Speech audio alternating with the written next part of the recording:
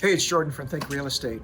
I'm here with my partner Paul. We're looking at a property that is going to have to have a lot of renovation done to it, but it's an interesting project, and we're going to walk you through it and hope you learn some things along the way. Yeah, this property is just a few houses away from the Roncesvalles Main Street. This is my favorite neighborhood in the city. It's got, the reason I love it, you got nature, you got birds calling, is it's got a little bit of small town. I grew up in a small town. It really reminds me of that. It literally has the best of everything that Toronto has to offer. So what I love about this property is I like the numbers. This is a great development, probably more of a flip potential. We'll talk about that as we go inside. Really, this probably would be single family basement apartment with a laneway suite. This property as a single family would be at least 2.1, 2.2 fully finished. And then you add the laneway suite, then you're talking 2.6, 2.7. So I like those numbers. You know, if you could get this property for the right price, you could probably develop it for $800,000-900,000, and then you'd be in that ballpark. ARV, we call it, after reno value.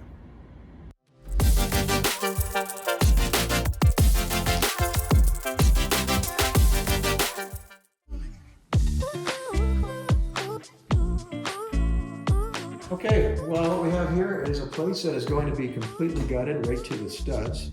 It will be completely open concept when it's renovated. Probably going to be bowling out the back wall as well, Paul, would you say? Yeah, totally. Yeah, we're going to add some extension. The lot is very long, and it is quite wide. It's 18 feet. The house itself is about 16 and a half, probably.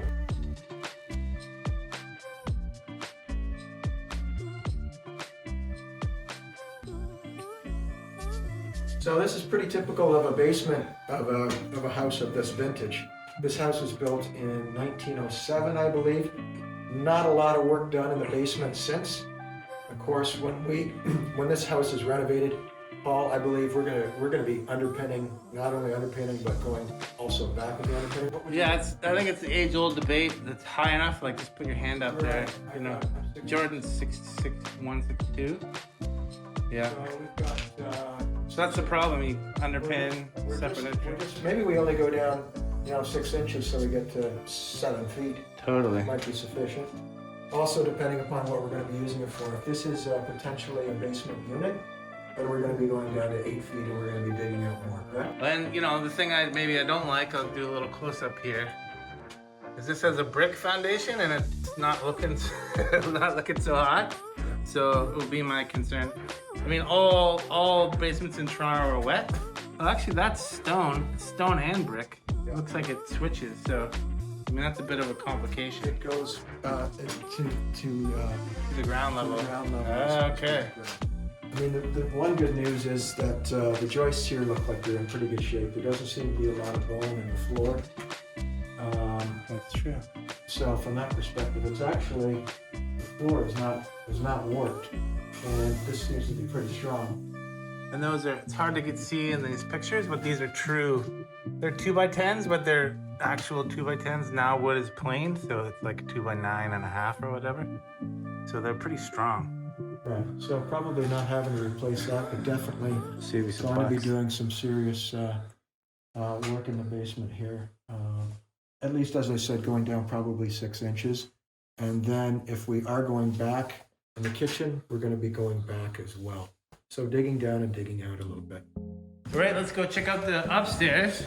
There's actually 2.5 floors here. So first we'll take a peek in this room. This was the kitchen. And then, if you can see, it's a fairly large lot. We'll go there after. Now, I will say the problem with this house is you're not going to get a conventional mortgage because it's not livable. So you're talking private financing. Makes the numbers different. Look at that bathroom ceiling. You don't see that every day. And this is a bit odd to have this kind of room. Well, this was an apartment. Yeah, so exactly. This was the living area in the apartment. In the future, this will be, unless it's developed as two apartments, which is a possibility. This, of course, will be your second bedroom. Yeah.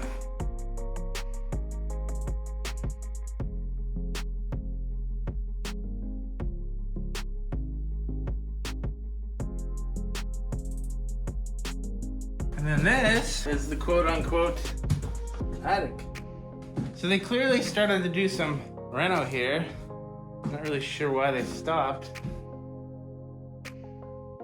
I do like that you could do exposed brick on both walls, but you know, you'd probably blow this out, right?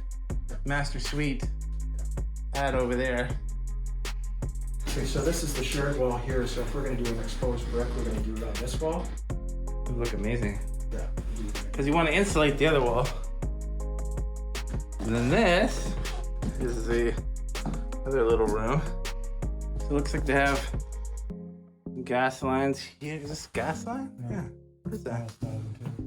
No, this is gas line.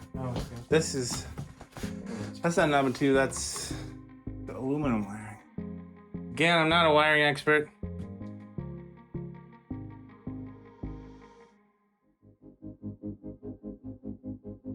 So that was the house. What did you think? Like I said, I like the numbers, but you know, really, Jordan's gonna remind us that this is definitely an investor project. This is not for the light of heart. This would actually even be complicated, like I said, to finance, because you're not gonna get a traditional mortgage on this, being in the condition that it's in.